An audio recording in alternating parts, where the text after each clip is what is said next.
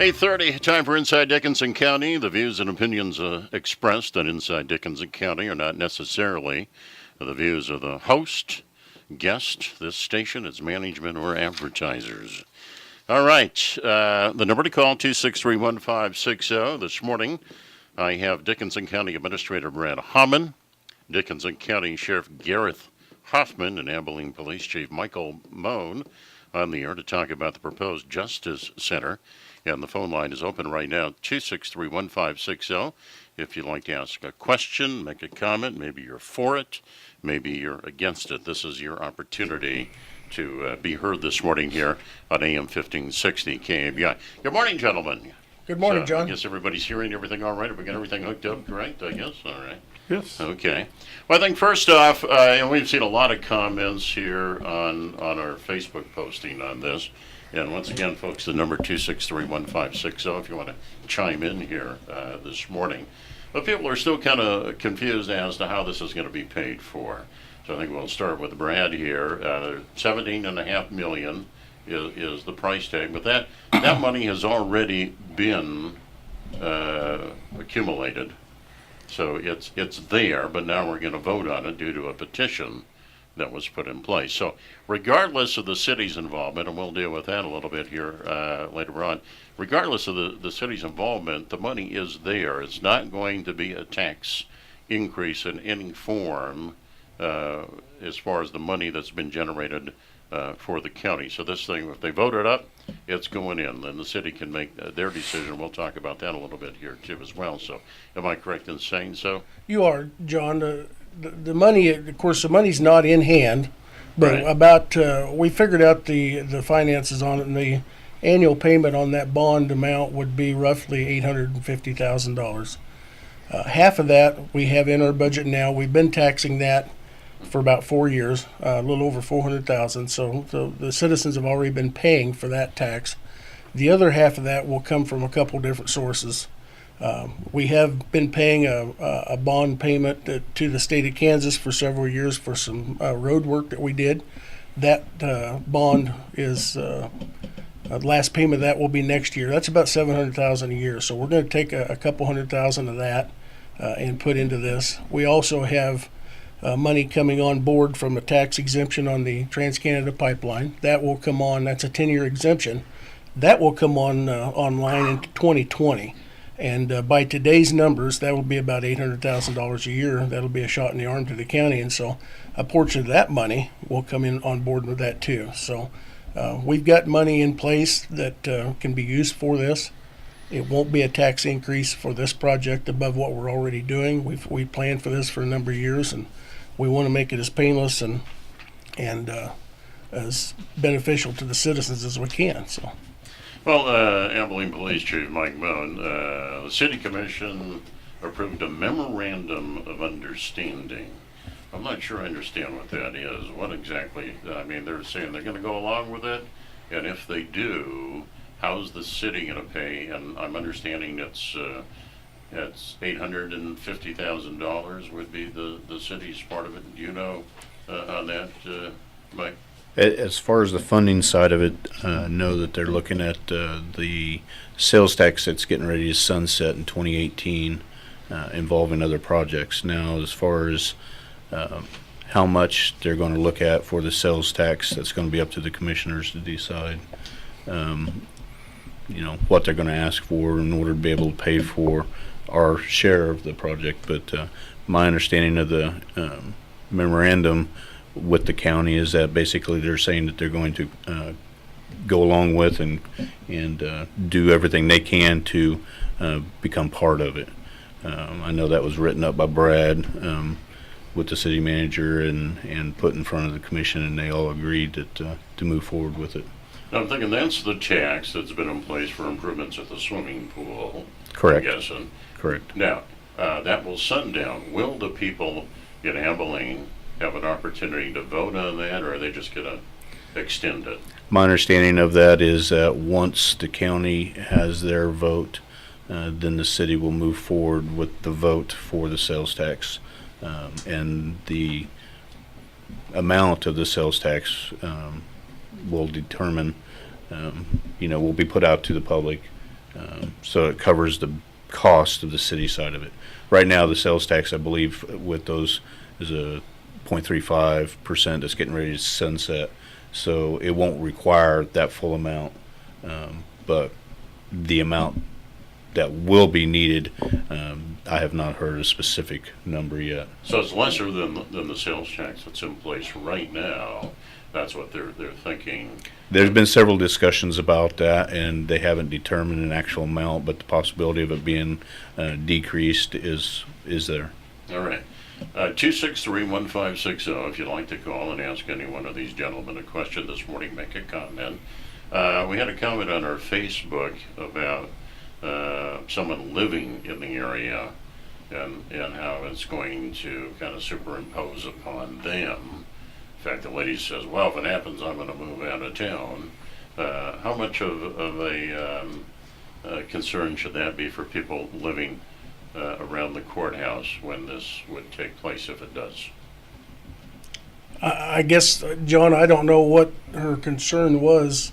Yeah. If she thinks that we don't, maybe she's under the impression we don't currently operate a jail and this is a new facility we're Well, I'm putting thinking in. I'm guessing here, and maybe if she's listening, she should call us and clarify this.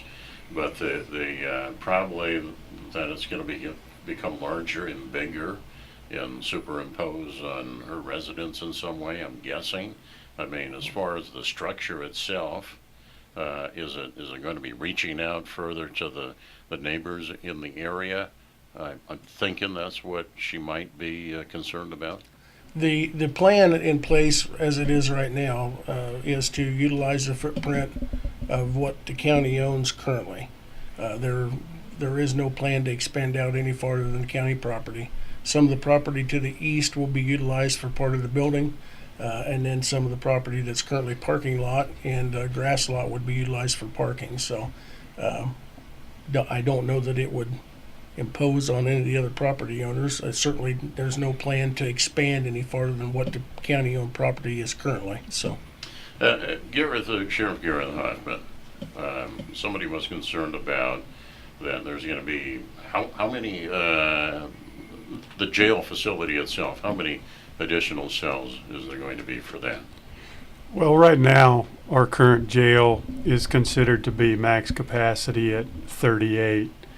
And it's to my understanding we're in the new facility, we're kind of hovering around that 60 to 65 beds, somewhere in there. I don't know that that's set in stone yet, but there are times certainly when, our jail now is full, so we know we have to increase that size if you're looking to the future, for the next 50, 60 years. Or what have you. And I think the thing that we often forget about and that we need to remember is, if we say a jail's max capacity is 38 like we have now, then really you need to consider that jail full when it's reached 80% of that. Once you go past that, then you lose the flexibility to move people around, to separate and segregate people because, every single bed is full, so you've just got nowhere else to go with those individuals. So if you use that, 80% theory, we're full a lot. The facility right now, the jail, it's by no means escape-proof because you've had an escape already because of the condition there, have you not? We have. I don't know that any jail is 100% escape-proof. Those individuals have all day, every day to plot and think up new ways to beat the system, and it can certainly be done. But having said that, I would say that our facility certainly has significant concerns that certainly make that, a reality as we obviously experienced here a while back. All right, I think we got a call here this morning. We'll go ahead and check in. Good morning, you're on Inside Dickinson County, and who am I talking to? Hey, John, it's Jason. Oh, Jason, okay. You got a question for the gang here? Well, I do, and I want to make sure that I understand it because, as a lot of people know, I'm a staunch supporter for this project. But now that the city has kind of come on board here, and we're talking about this sales tax sunsetting, and the possibility of it being put to a vote to fund the project. The project, in my mind, is going to happen one way or the other. It needs to happen. So the city is going to have to come up with some funding provided this sales tax vote doesn't pass. It goes to the voters say, no, we're taxed enough already. The city is going to have to do something to fund their portion of it. Is that something that the city commission would consider a mill levy increase to or budget in that with a mill levy in order to fund their portion of it, which would cause a property tax increase and not a sales tax, which we're already paying? Okay, all right. We'll let these folks answer that. All right. Did you understand that question? I guess what he's thinking is that if the sales tax continues, in other words, they vote then for the city, is that going to affect the mill levy at all, which in turn would have some sort of influence on property taxes? That's a whole separate deal, is it not?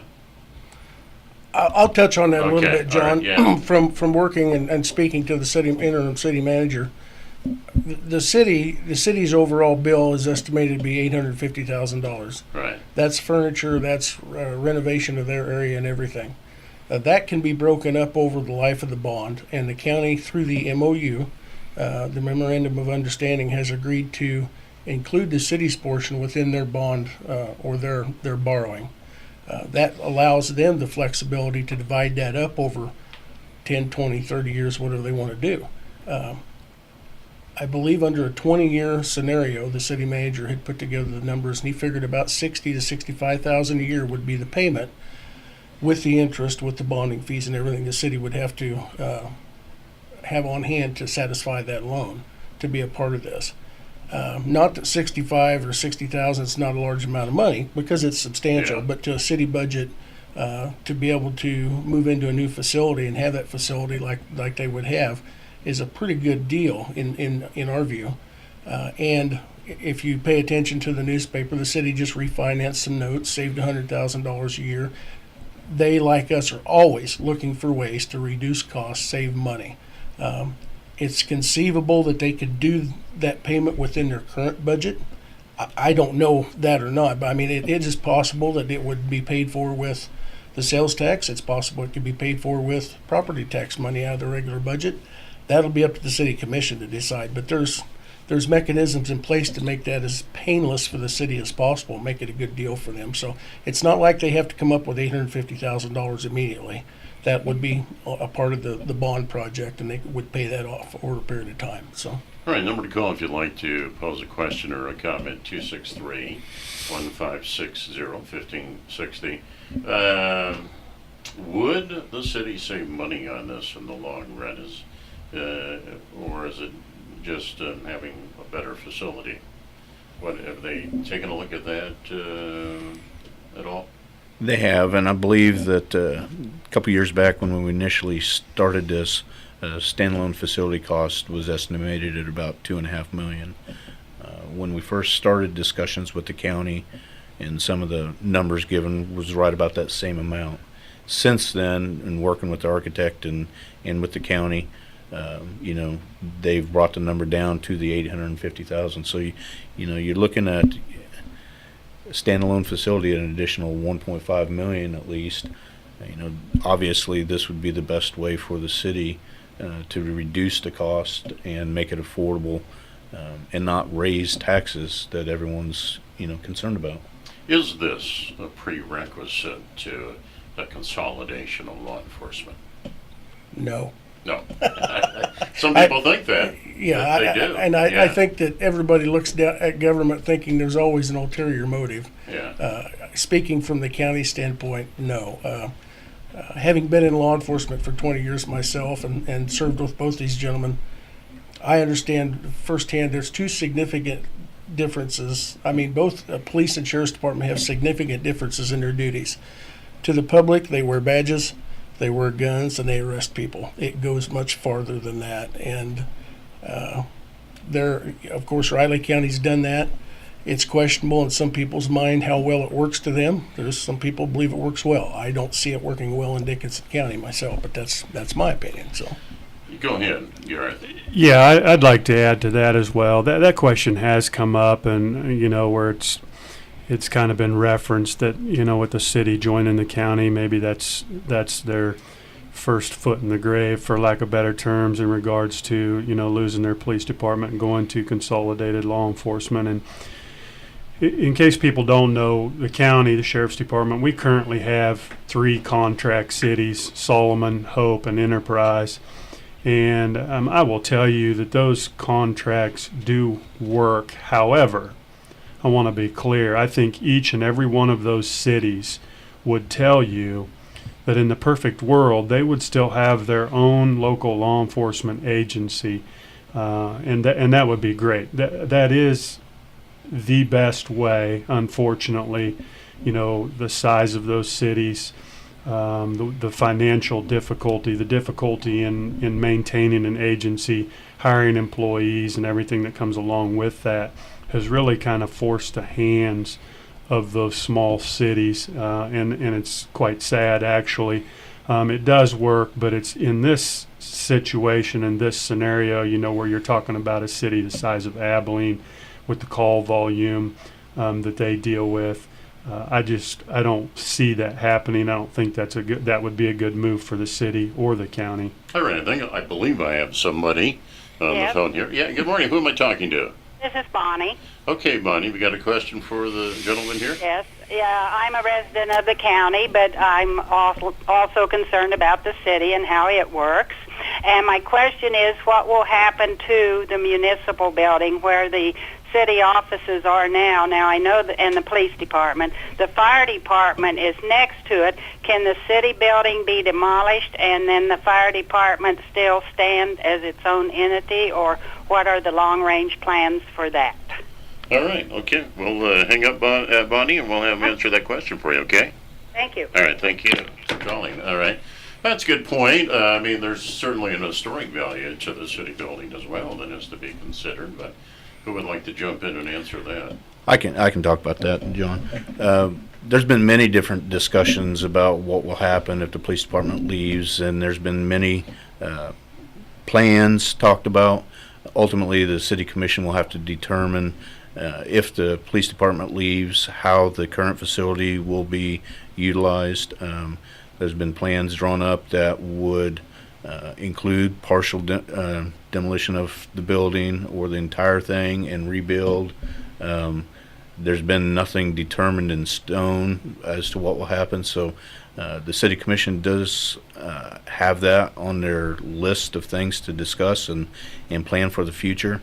That too is included with some of their thought process as to how much additional sales tax revenue that they are looking at for future renovations for the other departments still, because the city does have needs for the fire department as well as the administration side of it.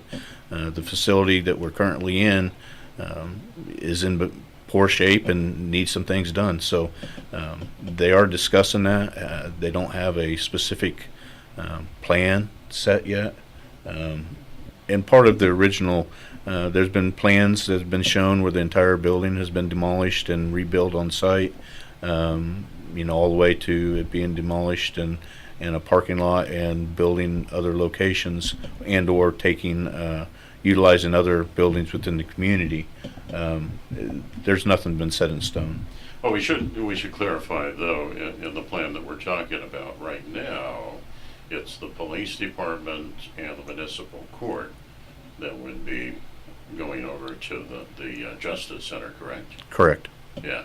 And the fire department and city administration would still stay in the Dickinson County Sheriff Gareth Hoffman and the Abilene Police Chief Michael Mohn. And we're talking about the proposed Justice Center, the $17.5 million That's the price tag that we've heard as of late. And if you would like to call in, ask a question, make a comment, 263-1560. There's still a lot of stuff we need to talk about, so I think we're probably going to extend this a little past 9 o'clock here this morning. Brad, we kind of talked off mic a little bit about there's risk, and I know when I'd been covering, back in the day, some trials over in the courthouse. There was a couple of, murder trials. There were capital murder trials, and there were people in there, and every once in a while someone would go ballistic, and you feel like you were kind of closed in. I mean, should the risk factor within the facility be a concern or not? I think that should be the top concern. I know we focus on money and we focus on taxes because that's what really hits us the most, personally. But the job that the chief and the sheriff have, and the county commissioners and we as county management have, is to make the citizens safe. That's the ultimate goal.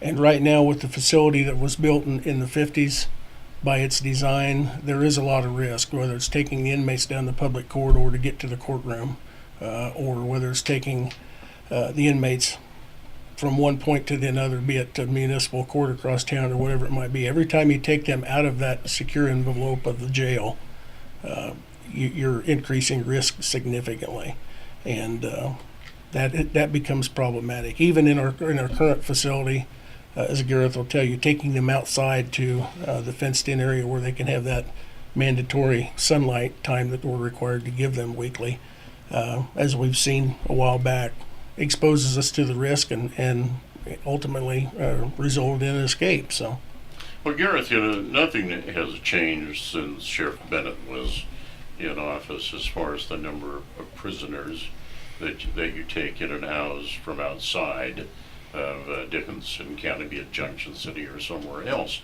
And some folks are saying, well, there's going to be 60 cells now, so they're just going to use this to generate revenue by taking hardened criminals in from other counties. And really, that's not the case at all. Right now, you don't have the number of facilities, and just going by what you mentioned earlier on, to house people properly right now. So this is not even in the thought process, is it? No, not really. If I'm not 100% accurate on my history, but I believe the last time that we actually did what I would consider to be real contract housing would have been prior to Sheriff Bennett, and would have been under Sheriff Carl McDonald administration. I believe when Sheriff Bennett came in, which would have been 1993,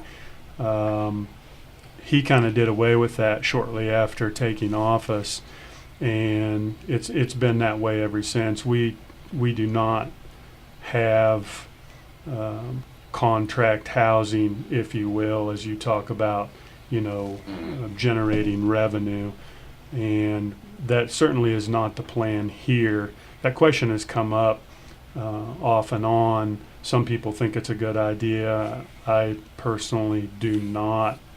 I've always kind of been fearful about who you invite into your own home. Why would we want other people's inmates coming here, networking with our inmates? When severe weather threatens the area, you can depend on the stay in this area, which is not a good idea. And two, the revenue side, that's really money that, in my opinion, you would never count on anyway, because if those other agencies decide to quit bringing you inmates, then there is no revenue, and you've overbuilt, and it's cost you more money in construction and staffing, planning for the additional inmates. And if they quit bringing them, then they quit bringing them. You've got all those expenses but no revenue coming in. So to me, it's kind of like counting your chickens before your eggs have hatched. I'm not in favor of it. Well, there's no police department or sheriff's department that's a standalone, and by that I mean that you work in cooperation with the other police departments, the other sheriff's departments in the region, if not beyond that. So I mean, there's always that possibility that you're going to house somebody, but it's not going to be a contract type of situation as some people are thinking. Yeah, exactly, and that goes on now. You know, if Gary County would contact us today and say, hey, I'm full, or I've got a particular situation where I need a place for a couple of folks, we would absolutely take them. We do that now. Same, you know, with Salina, Clay County, whatever. You know, if another agency contacted us and, you know, needed housing to get them by for whatever the scenario, we would most definitely accommodate that. And past history would show, you know, they would do the same for us. So it's more almost like just if you will, a gentleman's agreement, where sometimes they take some for us and sometimes we take some for them, if those particular circumstances would dictate that. All right, we're going to go a little bit longer here so we can get every question answered. So people still have an opportunity to call at 263-1560 if they'd like to comment. Maybe you're for it, maybe you're against it, maybe you have a question. Why the paper ballot? Is this saving money, or why did they do it that way instead of just showing up the vote? Couple reasons, John. Excuse me. One is that we wanted to get it done as soon as possible.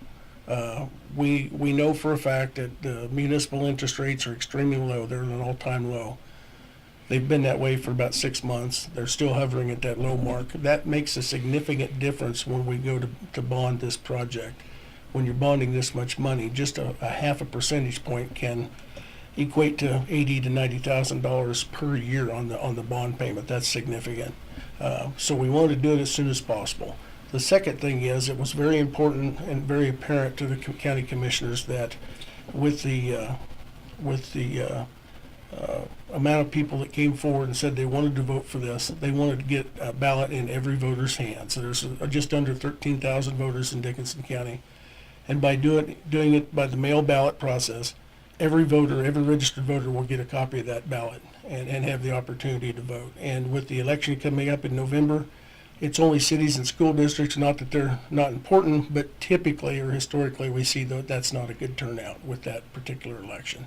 So they wanted to give every voter the opportunity to have a chance to vote on this. So the ballots will go out when? The county clerk, Barb Jones, is in charge of that. That's her bailiwick, and it's my understanding they'll go out the first week of August. And then election day, the deadline is August 22nd. So they need to get back, you need to mail them back in by August 22nd? They need to be back in the clerk's office or postmarked, I believe, by August 22nd. So you need to be a registered voter to get that ballot. Absolutely, right? Yes. All right. So what are you hearing in the community overall and in the county? I'm thinking probably folks in Harrington they always feel a little alienated about things that are happening here, so that comes to mind. But what are you hearing from the folks in the community and in the county? We can kind of go around here. Where do you want to start with Chief Mohn here? How's that? Most of the issues that I've been hearing, is the not understanding of the funding side of things, and then also a little bit of discussions of consolidation and their concerns associated with that. But I've tried to reassure them, and talking with the county that that's not something on the forefront of anyone's mind right now. Outside of that, it's simply whether or not the need is here. And I've put it out there to everybody, on the city side and the facility we have, if there's anybody that wants to come down and take a look. In the past, we've done some open house, but if someone wants to come down and see the facility, see what we're currently working out of, and or just the condition of the entire city building, the need is there, and for you to come down and look at it. And I'm sure the county's kind of the same way with their current facility. And discuss some of the problems that it is, and the safety with the facilities and for the public as well as our employees, really a huge part of why this needs to happen. Do you think that a new place as such would result in being able to perform the duty as police officers better? Absolutely, it would create a much safer environment for all the officers, city and county.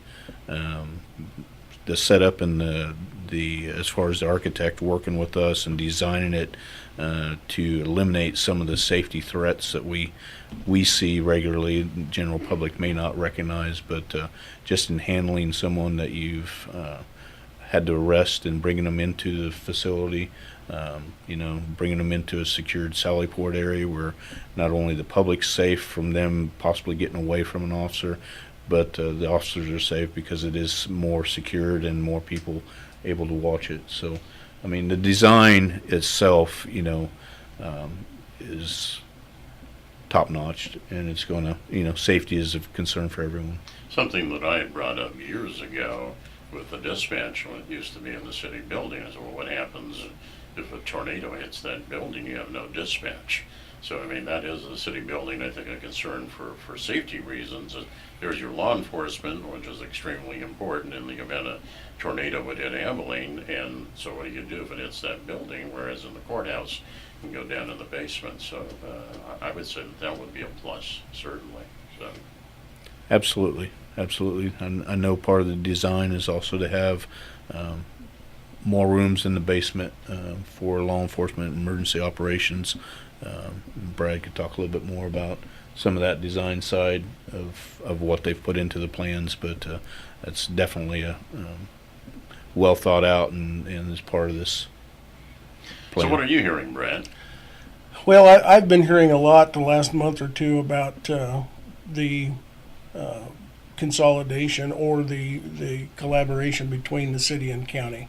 Many of the people who have been vocal to me said, are citizens of Abilene and rightfully are concerned about their taxes increasing if the city were to go on their own. And they've said, we understand the problem. We know we need to have a new jail facility. Obviously, anything that's 60 years old is not the same now as it was when it was built. But they were concerned about paying for the services twice, essentially, the county doing this and then the city building their own facility later. And I think that the public perception, and rightfully so, is that we need to work together. The city and county, whether it's city, county, school districts, townships, we all need to work together to minimize the tax burden on the citizens. And this is a big step towards that. This is monumental to get the city and county to work together. Not that we don't daily, but this is a big project that's going to save, like Chief Mohn said, millions of dollars to the city taxpayers, and it'll be positive for everybody. Well, we haven't even, I know people sometimes don't realize how bad the plumbing and the air conditioning is over at the courthouse. I'm not sure how it is at the city building, Mike, but I know that that's something that's going to be fixed with this project, correct? Yes. Yeah. Yes, about $2 million of that price tag is to do a renovation on the existing courthouse. And that's primarily heating, air conditioning, plumbing, sewer lines, water lines, and electrical, because 61 years ago, it wasn't built, number one, to last forever. Right. And it certainly wasn't built to handle the electronics and technology that we have today. The electrical capacity is beyond what it was built for. And we just need to upgrade and renovate that. The other thing I kind of chuckled a few minutes ago, you heard the trains in the background on this program. That happens every morning, and it stops court. It literally stops court because it's so loud inside that building with the single pane windows and the courtroom being on the north side of the building that they just have to stop the proceedings and wait for the trains to go by. And the new building will be built such the courtrooms are on the opposite side of the building. It's inside the envelope of the building so that it will be sound dampened and deadened to where we won't have those issues. And it, like Mike said, it's been really well thought out. There's been a lot of work gone into this over the past couple of years to design a facility that is frugal. It's affordable for Dickinson County. Contrary to some comments that have been made, it's not, in my opinion, the Taj Mahal. One of the reasons that this architect was selected is because he is well known in his many years of experience to build facilities that are adequate and not extravagant, and we feel like that's what we're looking at. So, and although not included in this project, I'm certain down the line you're going to have to deal with asbestos removal at some point, and that's a concern, I would think. Yeah. That is a concern. We do have some asbestos in the courthouse and in ceilings and floor tile. Nothing major, but it's there, and there will be some abatement. That's figured into the project. So. Gareth, what are you hearing out there? Well, I'm a little surprised, actually, John, how little I hear. I don't know if that's a good thing or a Sure. bad thing, but Yeah. I still think there's a large volume of individuals who aren't in tune to the project at a level where they, could even say they're for or against it. And I would hope that people would get active and regardless of which side of the fence you're on, get active and be involved. This is their community, this is their county. I've just been blessed with the opportunity to work in it. But their opinions do matter, their voices do matter. They just need to take the time and kind of, I guess, educate themselves or get the backstory on it, and then hopefully make an educated decision when it comes time for the vote. But when I do hear things, I'd say the majority of the time it boils down to money, and I think that's fear driven, which I totally understand. Most of the people that are saying things to me do say, we think you need to do something. We understand the project. We're just scared about paying for it and how that's going to happen. And I would just like to remind people that I don't think, although I don't want to speak for everybody, but I don't think anybody in this room wants to be in this situation. It's just the situation that we have found ourselves in, understanding that something has to be done to make things better, make things functional. But we're all taxpayers too. I raised a family here, lived here my entire life, and I don't want my taxes to go up, just like everybody else.